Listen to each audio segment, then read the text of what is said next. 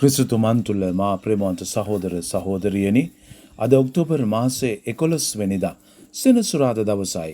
ඔබ මම ජීවත් වෙන්නේ සාමාන්‍ය සමයේ 27 වන සතියේ අවසාන දවස තුලයි. මේ ලෝකේ කිසිම අම්මා කෙනෙක් කැමති වෙන්නේ නැහැ තම දරුවෝ ලෝකයා ඉදිරියේ අවමන් ලබනවට, අදට්ටේ තම් විඳිනවට, ලෝකයා ඉදිරියේ කයි කතන්දර අහනවට. හැම දෙමව්පියෙක්ම බලාපොරොත්තු වෙන්නේ ඒ අයගේ දරුවෝ සමාජයේ ඉහළින්ම වැජබෙන්නවා දකින්නටයි. දෙමව්පියන්ට දරුවන්ගේ ජීවිතයෙන් කිසිම දෙයක් බලාපොරොත්තු නොවුනත් දරුවෝ නිසා දෙමව්පියන් ආඩම්බරයට පත්වෙන අවස්ථාවන් එමටයි. ඒ වගේ දරුවෝ නිසා දෙමව්පියන් අපහසුතාවයන් වලට, සමාජයේ කොන්වීන් වලට ලක් වෙන අවස්ථාවලනොත් ඒ ආකාරයෙන්ම සමාජය තුළ පවතිනවා. එවැනි වටපිටාවක සුදු ලූක්තුමාගේ සුවිශේෂය තුළ අපගේ ජීවිතය පවතින්නට ඕන තැන ගැන මතක් කරනවා.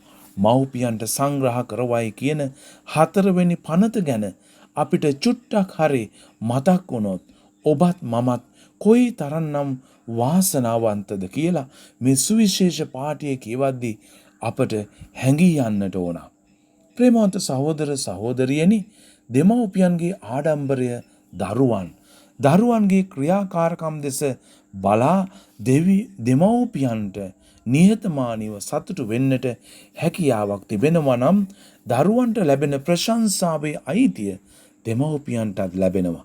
අද සුපුවත තුල තම මාතාවන් ගැන ලැබුණු අගය කිරීම නිහතමානීව ජේසුස් සමිදානන් වහන්සේ බාර ගන්නවා. ඔබ දැරූ කුසයද, ඔබට කිරිදුන් පියයුරුද භාග්‍යවන්තයයි උන්වහන්සේට කියනවා.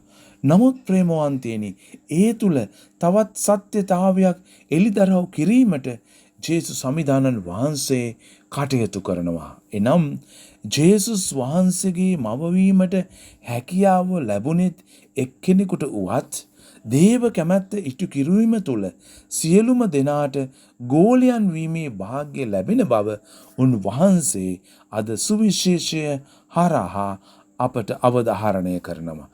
දෙවියන් වහන්සේගේ වචනය සහ එය පිළිපදින අය ඊටත් වඩා භාග්‍යවන්තයයි ජේසුස් සමිදානන් වහන්සේ පැවසුවේ අන්න ඒ නිසාමයි. හුඟක් වෙලාවට අපි ප්‍රේමවන්තයනි හිතන දෙයක් තමයි ඒ අයගේ පරම්පරාවට හරි ගියා. ඒ අයගේ පරම්පරාව දැන් ගොඩයි කියලා. නමුත් අපි ගොඩාක් වෙලාවට අමතක කරන දෙයක් තමයි ඔබේ මගේ ජීවිතයේ දේවල් කරන්න තිබුණත් ඒ සියල්ල අමතක කරලා ජීවත් වීම.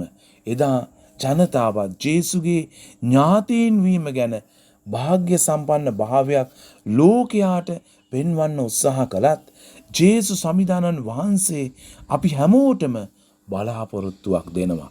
මේ බලාපොරොත්තුවේ වසර තුල අපිට ස්වාමින් වහන්සේ මතක් කරන්නේ උන්වහන්සේගේ වචනය අහලා සැබෑ මනස්ථාපනයක් තුල අධ්‍යාත්මික නවෝදයක් කරා යන ගමන ස්වාමින් වහන්සේ තුල ඉෂ්ට සිද්ධ කරගන්න ජනතාවක් වෙන්නට කියලයි. අන්න එතන ඔබටත් මටත් ස්වාමින් වහන්සේ පවසන ආකාරයට සදාතනික ජීවිතයේ උරුමය ලබන සමාජිකයන් වෙන්නට හැකියාව ලැබේවි. ස්වර්ගීය පවුලේ සමාජිකයන් වීමේ බලාපොරොත්තු ඇතිව ජීවත් වෙන්නට අවශ්‍ය වරම් ප්‍රසාද අද අපි හොයාගෙන යමු. ආමෙන්. ජේසුස් පිහිටයි.